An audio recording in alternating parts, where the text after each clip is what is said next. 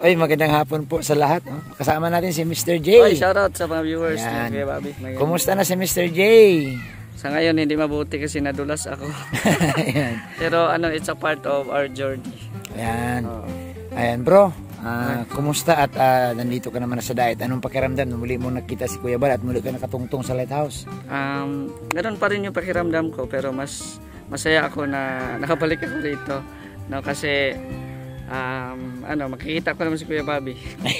Sa lahat ng mga kasamahan din natin, especially sila Kuya Bal, Kalingap Prab at Edna, yung mga partners, Kalingap partners. Ayan. Mr. J, meron akong mga tanong at sana masagot mo lang, no? Madali man lang ito. Ano ba yung Mr. J ang pinagkaiba, Mr. J, nang nasa Mindanao ka at yung nandito ka sa Daet? Unang-una, kung sa Mindanao, yung views ang pinagkaibahan. Kasi sabi nga nila, nandito daw sa Daet yung ginto. Doon naman kami, parang kami nagmimina. Naghahanap pa talaga ng ginto. Kumbaga dito sa Daet, kukunin na lang. Kukunin na lang. Doon sa Mindanao, maghuhukay ka pa. Oo. Kaya pala. Kaya yan yung kaibahan. And then, doon din sa Mindanao, marami din tayong doon nagawa. No? Dito kasi limitado lang yung gawa ko kasi nga ay kumbaga walang sariling sasakyan, di ba? Mahirap din 'yun baga. Pag mag-scout, wala. Sama-sama lang tayo kay Kuya sa mga ibang partners, pero tuloy pa din yung pagtulong.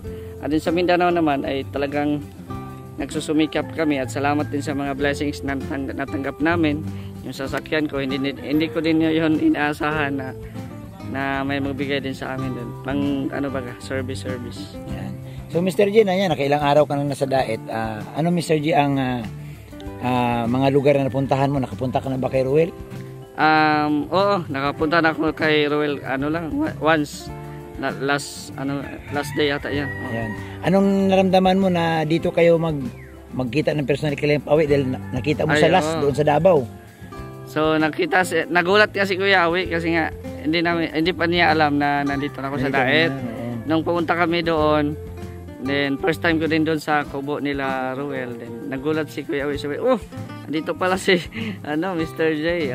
Tapos yun, na-miss din namin yung isa't isa, nagkwentuhan kami. Kasi alam ko Mr. J, sa Davao nagpunta ka doon, ibig sabihin nagbanding din kayo ni Kalingap Awi. Yes. Nagpunta din ako doon last year nung umuwi si Dodong Ruel. So ang huling tanong ko, ano ang napagmasdan mo doon sa kubo ni Kalingap Awi or kubo ni Dodong na mukhang sa tingin ko parang coffee shop na? Oo. Doon sa kubo masaya, kahit simple, no? Meron din naman ang gusto ko namin, no? Kahit simple lang yung bahay, basta sama-sama yung pamilya, yung kaibigan.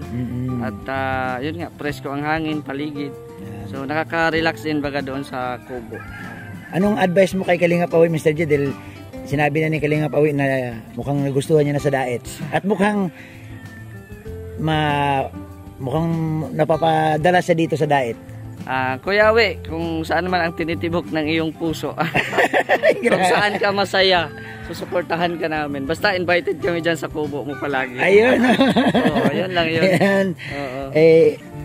Dapat talaga magpakabait tayo kay Kalingap Awi kasi baka harangin tayo ng lady guard No, ikaw yung haharangin. Ikaw yung haharangin.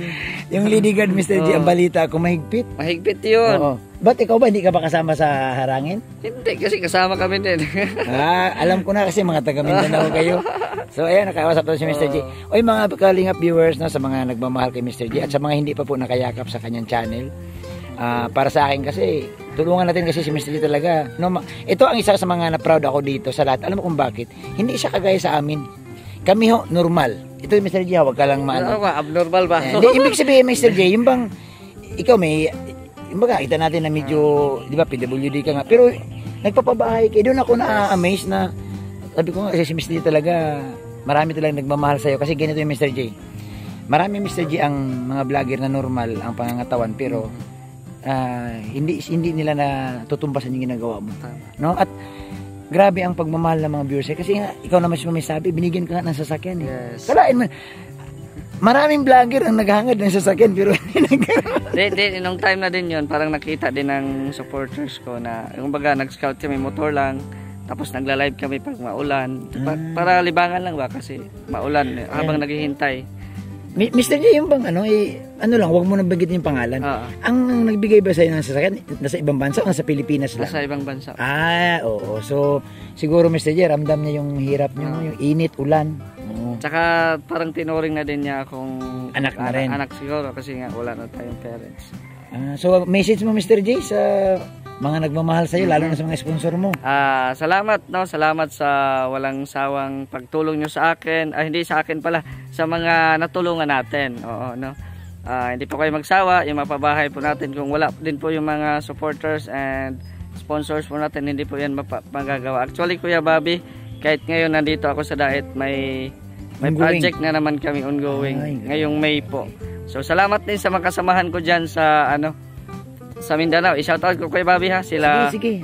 Sila Bender TV Vlog, si Boy Gahi Vlogger. Oo. Yung dalawa nakapunta yan dito. Si King Lax, yan mo. Ay, si King Lax. Oo.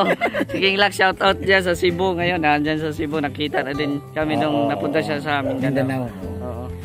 So, yun nga, Mr. J, salamat sa iyo ha. At, salamat din. Mr. J, total, bihira lang makita may interview. Ano ang asahan ng mga viewers sa iyo?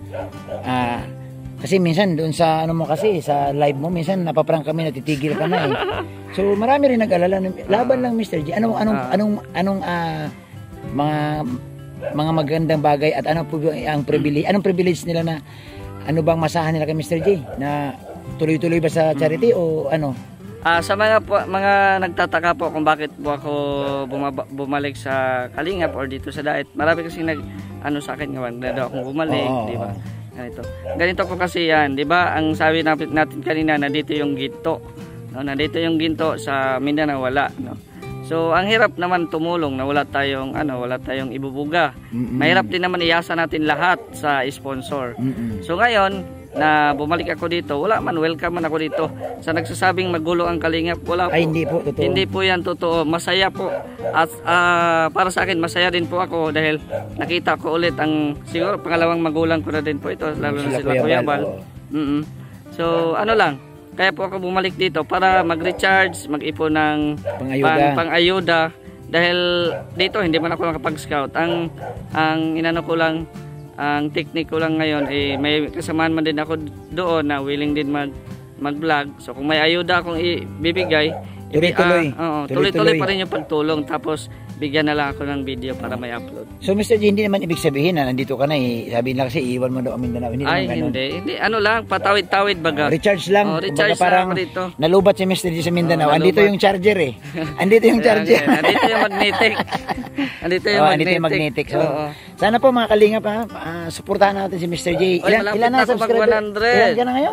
Parang 95 na ako. So, ilang kimbot na lang yan. Sana masuportahan din natin yung nandito sa kay Kuya Bal na team, kasama si Mr. J. Wala man siyang ma-scout, pero malaking bagay po kasi na sabi nga ni Kuya Bal, yung bang may team ka na masasamahan.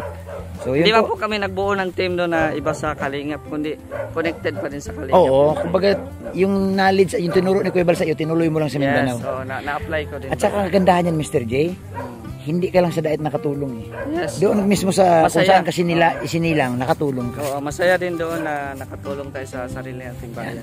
Mr. J, salamat. Sige, salamat. Yan, thank you. Yung nakausap ko si Mr. J. So, support natin siya mga Kalingap, mga kapatid, si Mr. J.